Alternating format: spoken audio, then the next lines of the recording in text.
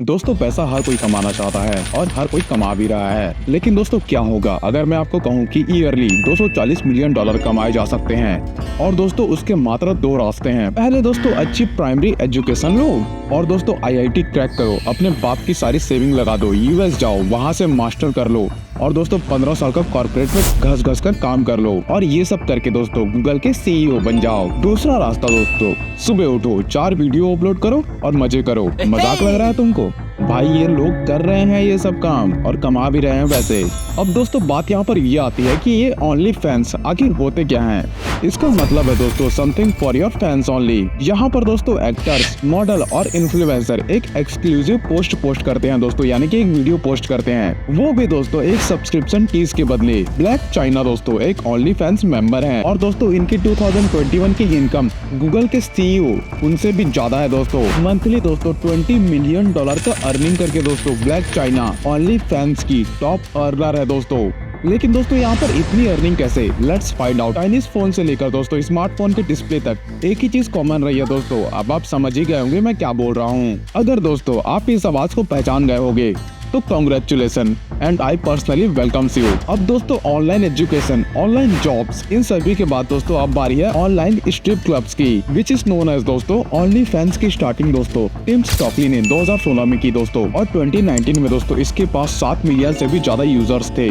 और दोस्तों अगर 2022 के एंडिंग की अगर बात की जाए तो इसके पास 170 मिलियन से भी ज्यादा सब्सक्राइबर थे, यानी कि दोस्तों 170 मिलियन से भी ज्यादा रजिस्टर्ड यूजर इनके पास अवेलेबल थे। और दोस्तों 1.5 मिलियन से भी ज्यादा कंटेंट क्रिएटर आ चुके थे। रोज दोस्तों 5 लाख से भी ज्यादा यूजर्स ओनली फैंस को ज्वाइन करते हैं दोस्तों। इस बात को जानते हुए दोस्तों कि इसकी एंट्री फीस यानी कि इसकी प्लेटफॉर्म फीस 7.20 डॉलर्स की है, यानी कि दोस्तों 595 रुपीज। बाय 1970s दोस्तों अमेरिका के अंदर स्ट्रिप क्लब भी एक्टिव हो चुके थे, यानी कि स्टेब्लिश हो चुके थे और पूरी की पूरी एडल्ट इंडस्ट्री दोस्तों अपना ऑफलाइन सेटअप खो चुकी थी और दोस्तों ऑफलाइन चीजें पूरे तत्पर थी। बट दोस्तों फिर जन्म होता है हमारे इंटरनेट का। अब दोस्तों जिस भी बंदे के पास इंटरनेट का एक्सेस है वो आसानी से इन डर्टी फिल्म्स को एक्टिव कर सकता था दोस्तों, यानी कि डाउनलोड करके देख सकता था, यानी कि दोस्तों उसके पास इन सभी के एक्सेस थे। अब दोस्तों 2005 में यूट्यूब के लॉन्च के बाद कुछ इंटरनेट यूजर्स ने दोस्तों यूट्यूब के फंक्शनैलिटी को जानते हुए यानी कि कॉपी करते हुए अपनी इन कुछ वेबसाइट्स को जन्म दिया। अब दोस्तों ये वेबसाइट्स यूजर को फ्री में ऐसी एक्सक्लूसिव कंटेंट प्रोवाइड कर रहा था दोस्तों और इनका रेवेन्यू मॉडल दोस्तों बिल्कुल यूट्यूब जैसा था, यानी कि एड्स। अब दोस्तों कोई ऐसे वैसे एड्स नहीं, इस तरीके के एड्स। अब दोस्तों साल आता है 2010, जहाँ पर पूरे इंटरनेट का या क्या है पूरे एडल्ट इंडस्ट्री का एक्सेस कुछ गिने चुने 4-5 लोगों के पास आ गया था, जिसकी वजह से दोस्तों एडल्ट वर्कर जो थे ना वो अंडरपेड हो गए थे और सारे के सारे स्ट्रिप क्लब वो क्लोज होने लगे थे। अब दोस्तों ओनली फैंस के सीईओ टिम स्टोकली को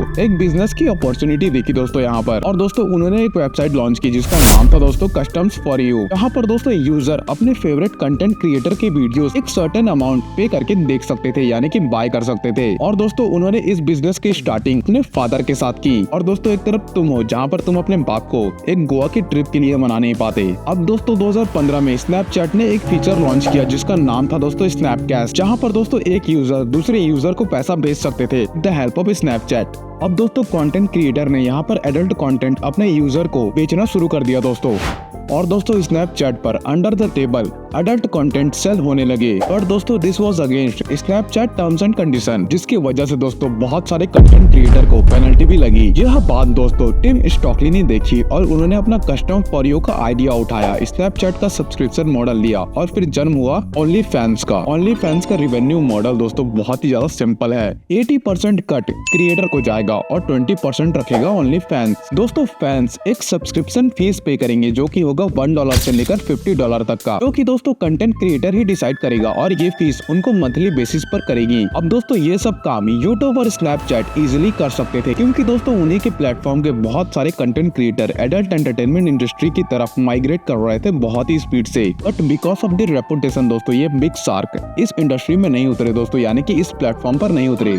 लेकिन दोस्तों ओनली फैंस बहुत ही ज्यादा रैपिड स्पीड से ग्रो करने लगा, वो भी दोस्तों बिना किसी पब्लिसिटी के, क्योंकि दोस्तों ओनली फैंस का प्रमोशन दूसरे सोशल मीडिया प्लेटफॉर्म के इन्फ्लुएंसर खुद ही कर करने लगे। बहुत सारे यूट्यूब वीडियोस और सक्सेस स्टोरी के आर्टिकल सामने आने लगे दोस्तों। और ये सब दोस्तों कुछ इस तरीके से था कि I made this much amount in the only fans. Indian blogger और कंटेंट क्रिएटर की तरह ओनली फैंस का भी सबसे मेजर सक्सेस का कारण बना दोस्तों कोविड-19। बिफोर कोविड-19 दोस्तों ओनली फैंस का रेवेन्यू था approx 362 crore rupees and after Covid दोस्तों उनका रेवेन्यू पहुंच गया था 2000 करोड़ रुपीज का। ईयर 2020 में दोस्तों 20 मिलियन से 120 मिलियन का यूजर बेस क्रॉस कर दिया था ओनली फैंस ने। ओनली फैंस का मेजर सक्सेस का कारण बना दोस्तों नो जॉब्स एंड कोविड-19। ओनली फैंस ने दोस्तों यूथ को इजी मनी बनाने का ऑप्शन दिया दोस्तों by migrating on OnlyFans. दोस्तों क्लाउड चेजिंग के लिए ओनली फैंस पर बहुत सारे सेलिब्रिटीज भी आने लगे, जैसे कि दोस्तों ये सेलिब्रिटीज है, इनका नाम आप स्क्रीन पर देख सकते हो। लेकिन दोस्तों यहाँ पर देखने वाली बात ये है कि डीजे खालिद का ओनली फैंस सब्सक्रिप्शन कौन खरीद रहा है। डीजे खालिद